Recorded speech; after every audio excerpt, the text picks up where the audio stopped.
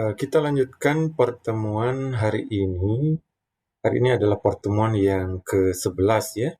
Kita akan membahas unit number 8, process 1, function and ability. Jadi kita akan membahas terkait fungsi daripada sebuah bangunan teknik sipil. Section 1, presentation. From the list of types of the buildings, try to label the drawings below. Jadi dari daftar tipe bangunan yang ada di bawah ini, coba berikan kemudian label pada gambar-gambar berikut ini. Jadi yang mana ini merupakan gambar block of flats, hotel, hospital, fire station, school, church, railway station, swimming pool, and bank. Nah, dari setiap aktivitas itu, kemudian fungsinya itu untuk apa? Now say what each building is used for. Jadi sekarang Anda disuruh menyebutkan apakah kegunaan dari setiap bangunan and discuss the type of activities that could go on in each building. Dan Anda disuruh mendiskusikan, jadi silakan diskusikan ya nanti antar teman Anda, tipe-tipe aktivitas yang dapat dilakukan pada setiap bangunan. Jadi seperti misalnya ini adalah sekolah ya, tentu untuk tempat belajar dan seterusnya. Nah, ini sebagai contoh ya, contoh untuk menguraikan kegunaan dari setiap bangunan, aktivitasnya, sama ruang yang disediakan. Number 2, look at this table and complete the example. Jadi Anda disuruh untuk melihat tabel berikut ini, kemudian mengisi bagian-bagian yang kosong. Sebagai contoh, ini adalah building type, ada university, kemudian ada house, ada hospital, ada factory. Jadi ada 4 tipe dari bangunan. Purpose of buildings, jadi ini hanya sampel saja, hanya contoh saja. Educating 200 students per year. Jadi ini adalah kegunaan dari bangunan universitas. Adalah untuk mendidik 200 mahasiswa per tahunnya. Example of activity, jadi contoh aktivitas yang ada dari bangunan universitas. Dan space provided, ruang yang disediakan. Example of activities, jadi contoh aktivitasnya, giving lecture, memberikan kuliah. Space provided-nya adalah lecture room. Jadi untuk aktivitas giving lecture, maka space provided-nya adalah lecture room. Nah, sekarang kalau space provided-nya adalah laboratorium, maka apakah aktivitasnya? Jadi aktivitas dalam satu laboratorium adalah untuk menguji material, testing material. Jadi example of activities-nya di sini adalah testing material. Nah, kemudian untuk aktivitas lainnya, storing and reading books. Jadi tempat menyimpan dan membaca buku. Maka space provided-nya adalah library, jadi perpustakaan. Kita lanjutkan kepada building type yang kedua, house. What is the purpose of building? Apakah fungsi dari rumah? Accommodating a family of 5 person. Jadi untuk menampung sebuah keluarga yang terdiri dari 5 orang. Nah, itu contohnya ya. Ada beberapa aktivitas untuk di rumah, preparing and cooking food. Jadi menyiapkan dan memasak makanan. Maka space provided-nya adalah kitchen. Di mana dilakukan adalah di kitchen. Kemudian di dalam rumah juga ada space-nya dining room.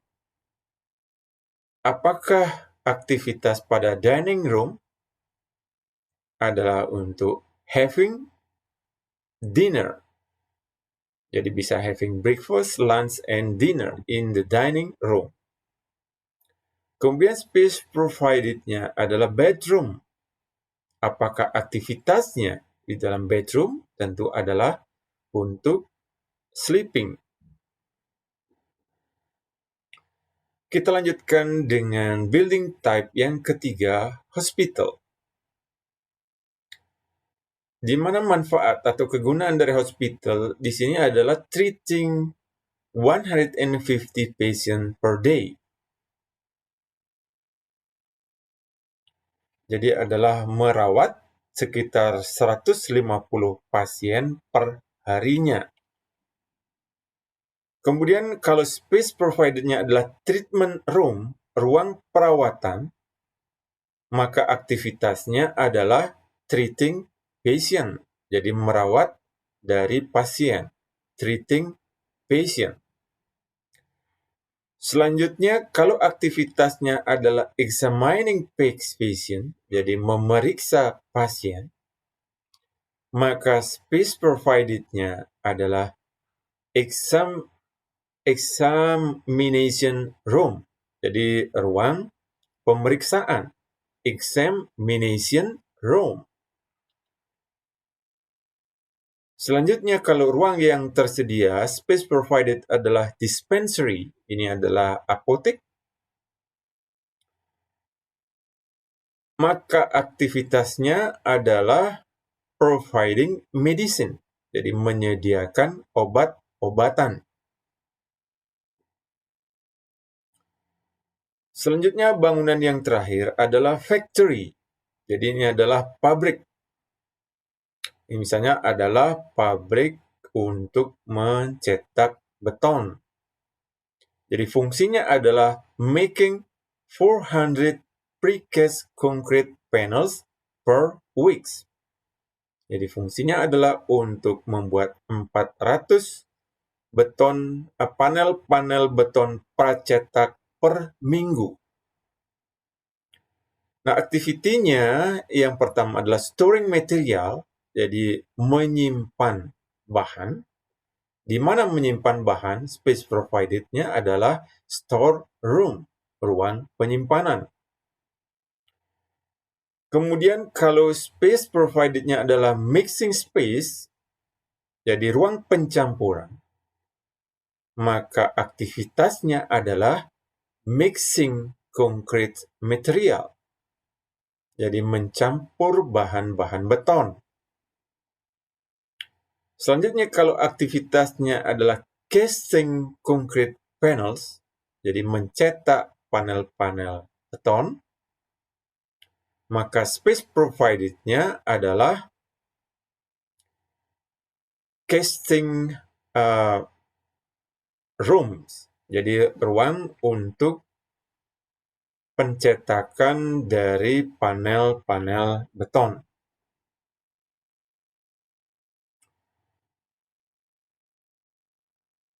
Nah, selanjutnya yang number 3, ask and answer question like the following. Jadi Anda disuruh untuk membuat pertanyaan dan jawaban seperti berikut ini. Yang pertama, what is the function of university? Apakah fungsi dari sebuah universitas? University function or serve, jadi boleh salah satu ya, boleh menggunakan kata function, boleh menggunakan kata serve, as a place for educating student. Di sebuah universitas berfungsi sebagai tempat untuk mendidik siswa. Mahasiswa ya dalam hal ini. What space are provided in the building? Jadi ruangan apakah yang disediakan dalam bangunan? Spaces provided in the building include lecture room, laboratories, and library. Jadi ruang yang disediakan pada bangunan meliputi ruang kelas, laboratorium, dan perpustakaan. Selanjutnya number C, what is the lecture room used for? Jadi untuk apakah kegunaan ruang kelas? The lecture room is used for giving lecture. Jadi ruang kelas dipergunakan untuk memberikan kuliah. Nah, ini contoh kalimat ask and answer. Silakan Anda latih sendiri untuk memfasihkan penggunaan kata dan kalimat Anda sesuai dengan setiap building type yang tadi ya.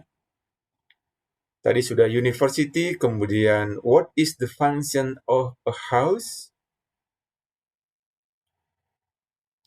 A house functions as a place for accommodating a family of 5 person. Jadi misalnya seperti itu. Dan seterusnya. What space are provided in the building? Kita lihat house. Space provided in the building include kitchen, dining room, and bedroom. Kemudian salah satu ruangan, what is, kalau kita lihat di sini, misalnya kitchen ya.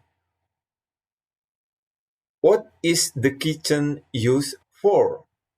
The kitchen is used for, kita lihat kembali ke atas, preparing and cooking food. Jadi demikian, untuk seterusnya yang lainnya silakan Anda latih sendiri. Kemudian contoh lainnya, cara membuat kalimatnya. The university has the capacity to educate 200 students a year. Jadi ada dua cara. Yang pertama menggunakan kata has the capacity to, yang kedua menggunakan is capable of. Nah, kalau kita lihat has the capacity to, itu diikuti oleh satu kata kerja tanpa ing, sedangkan is capable of diikuti oleh kata kerja dengan bentuk ing form.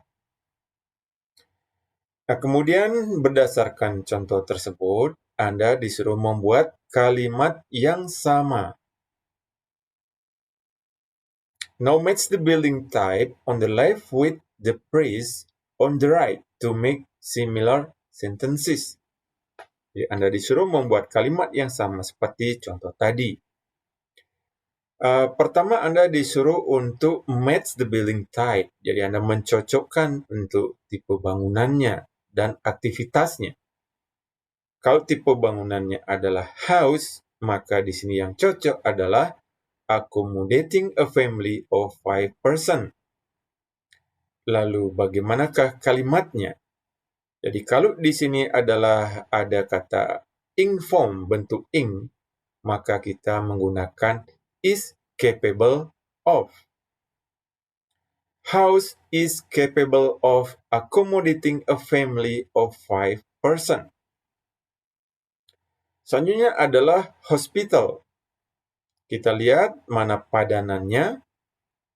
Treating up to 150 patient per day. Treat up to. Jadi ini bukan ing form ya, kata kerjanya. Maka kita menggunakan has the capacity to.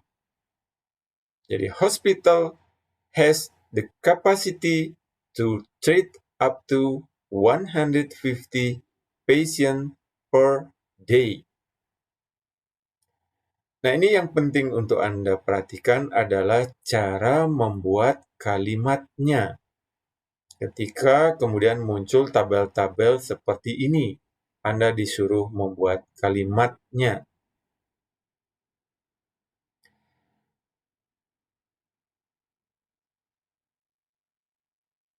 Silakan untuk yang lainnya ya, factory, post office, shop, railway station, dengan cara yang sama, silakan Anda membuat kalimatnya.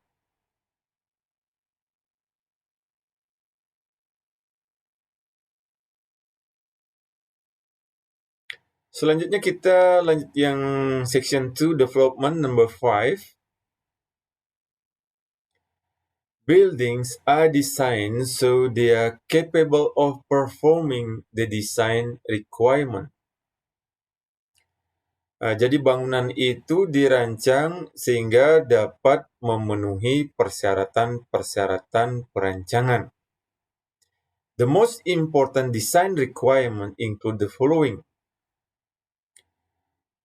Jadi persyaratan desain atau perancangan yang paling penting meliputi hal-hal berikut ini. Weather resistant.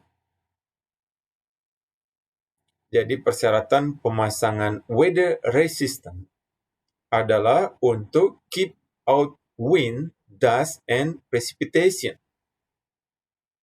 Privacy. Jadi persyaratan privacy dengan provide visual screening. Jadi dengan menyediakan pembatas-pembatas visual. Jadi persyaratan bangunan misalnya adalah weather resistant,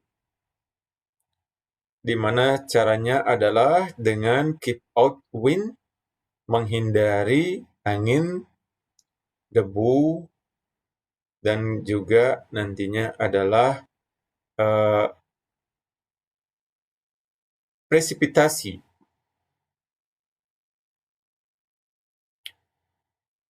Kemudian selanjutnya adalah service. Service itu persyaratan dari service untuk provide service for activities, menyediakan permukaan untuk suatu aktivitas. Security, keep out intruders. Jadi kegunaan dari nantinya persyaratan keamanan atau security adalah untuk menghindari adanya orang yang masuk atau penyelundup yang masuk.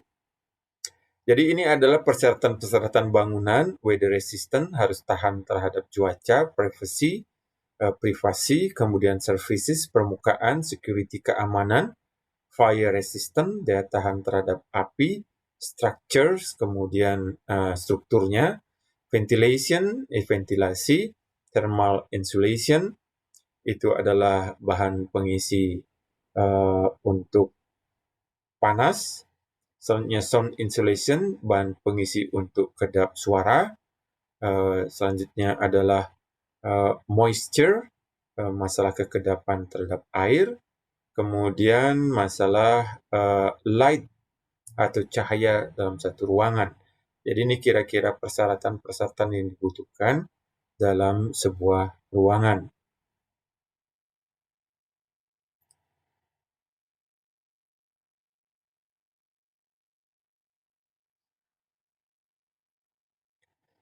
Kemudian yang section 6, kita lanjutkan, look at these examples. The external wall acts as thermal insulator. The roof and the external walls are designed to resist loads. The partition enables the building to provide visual screening. Jadi di sini dinding luar itu berfungsi sebagai sebuah penghantar panas. Kemudian bukan penghantar panas ya, jadi ini untuk pelindung terhadap panas ya. Kemudian the roof and the external walls Jadi atap dan dinding luar dirancang untuk menahan beban. The partition, partisi, itu memungkinkan bangunan untuk menyediakan pembatas visual. Now answer this question. What enables the occupants of a building to keep dry, to have privacy, to keep warm, to be safe from fire, to read during night times, to safe from to be safe, ini maksudnya ya, ini ada kekurangan B-nya. To be safe from intruders. Jadi ini Anda kaitkan dengan pemilihan yang tadi ya, yang di atasnya tadi. Misalnya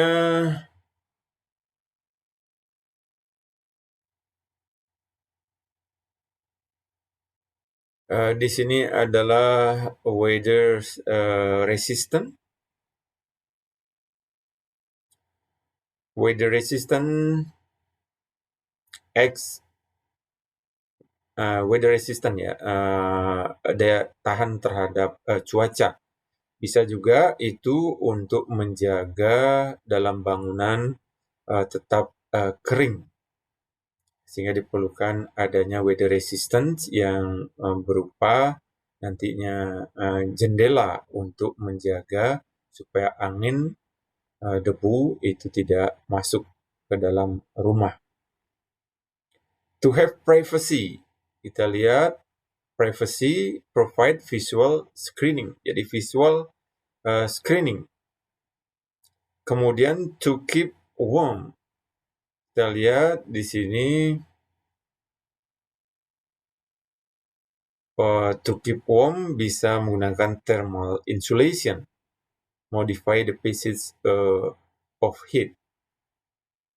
Kemudian to read during night time, kita bisa menggunakan di sini light, provide natural and artificial light.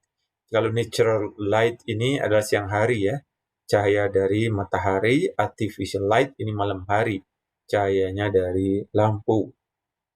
To be safe from intruders, jadi di sini sudah ada ya. Keep out intruders, kita perlu adanya security in the building, jadi fungsi-fungsi keamanan dalam bangunan. Nah, ini yang contoh-contoh lainnya nanti disesuaikan dengan yang ada pada bagian-bagian yang di atas ini.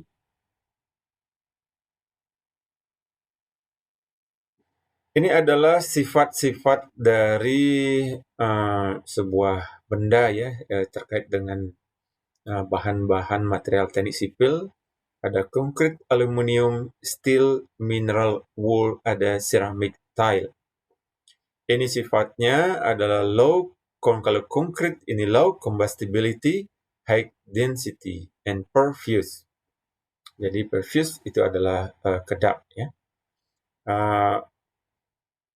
Selanjutnya aluminium impervious, kemudian corrosion resistant, high strength. Kalau steel dia memiliki high strength, high thermal conductivity. Sedangkan mineral wool sifatnya adalah low thermal conductivity dan low strength. Ceramic tile sifatnya adalah hard, impervious, kemudian good appearance. Ini impervious-nya ini yang kedap air ya, sedangkan pervious ini tidak kedap air. An impervious material has the ability to keep out water. Jadi impervious ini yang kedap air ya. Material-material yang kedap air memiliki kemampuan untuk menjaga bangunan dari air ya.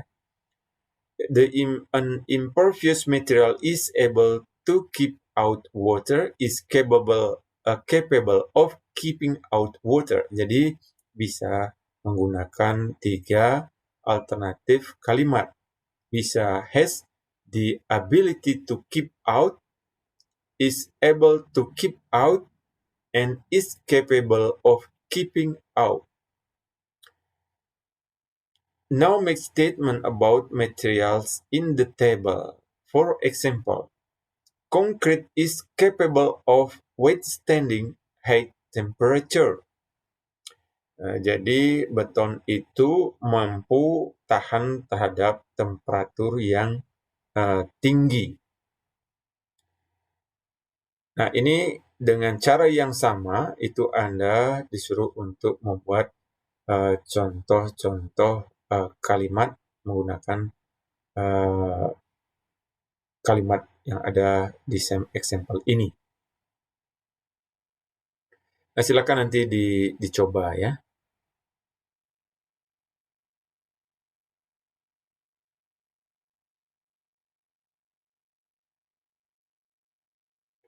Baik, kita lanjutkan ke section 3, reading.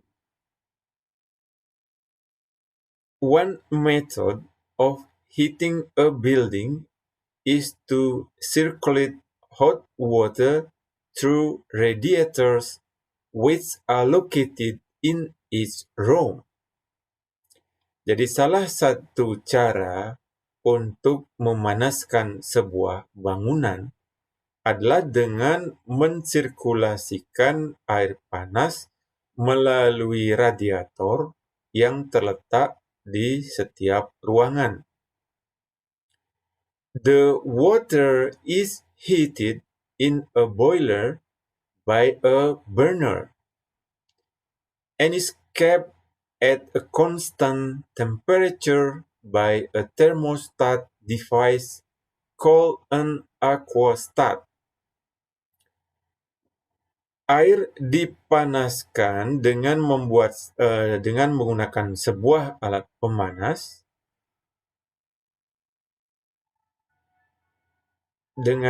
sebuah alat pemanas yang dibakar, kemudian bukan dibakar ya, dipanaskan saja mungkin istilahnya ya, dipanaskan, kemudian dijaga pada suatu temperatur yang konstan dengan menggunakan alat pengatur panas yang disebut aquastat.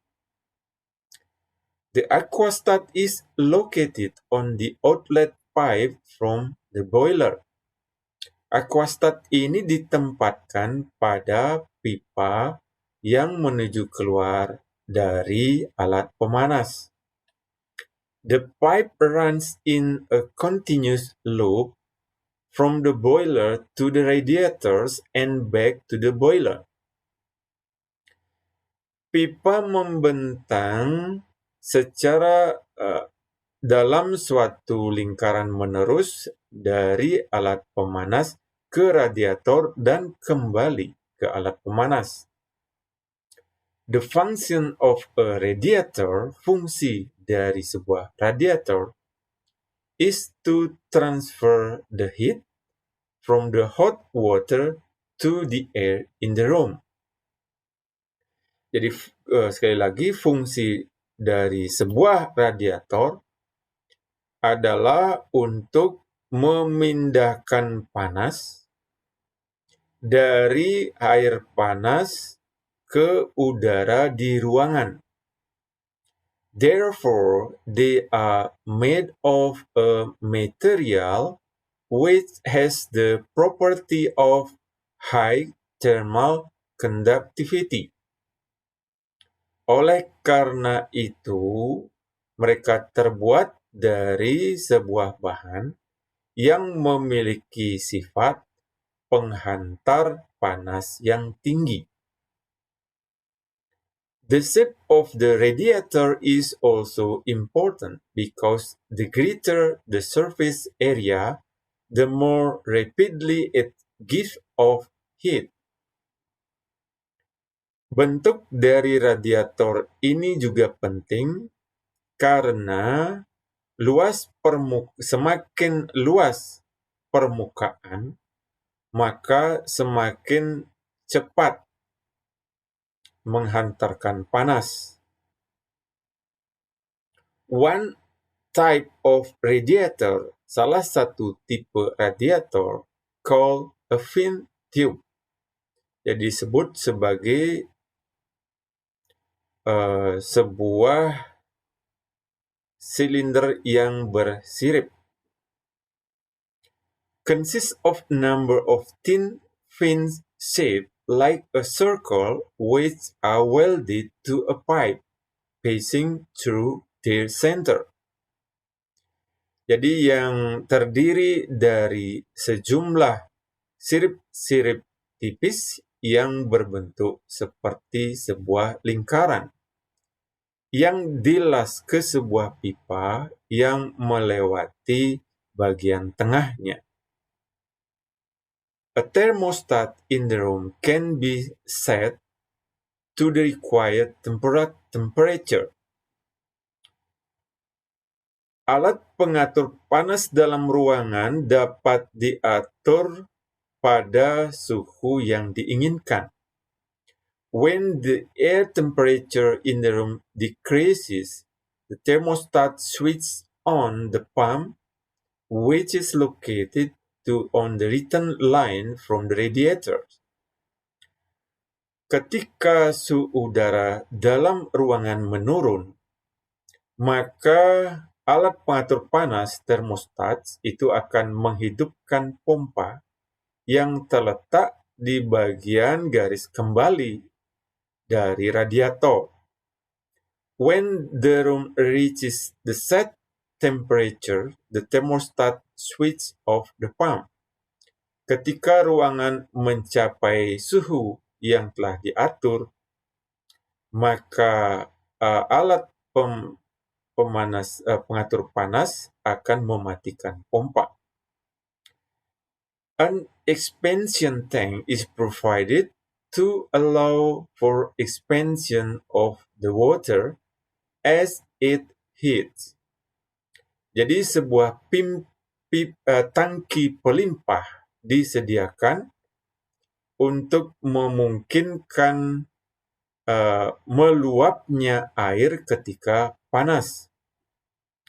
A safety valve located on the pipe leading to this tank serves to relieve the pressure in the boiler if it is too high.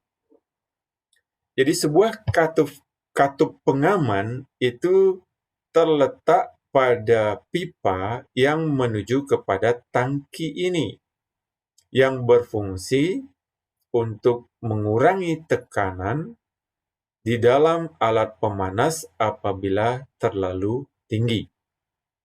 Jadi paragraf di atas tadi adalah menjelaskan diagram gambar dari sirkulasi alat pemanas.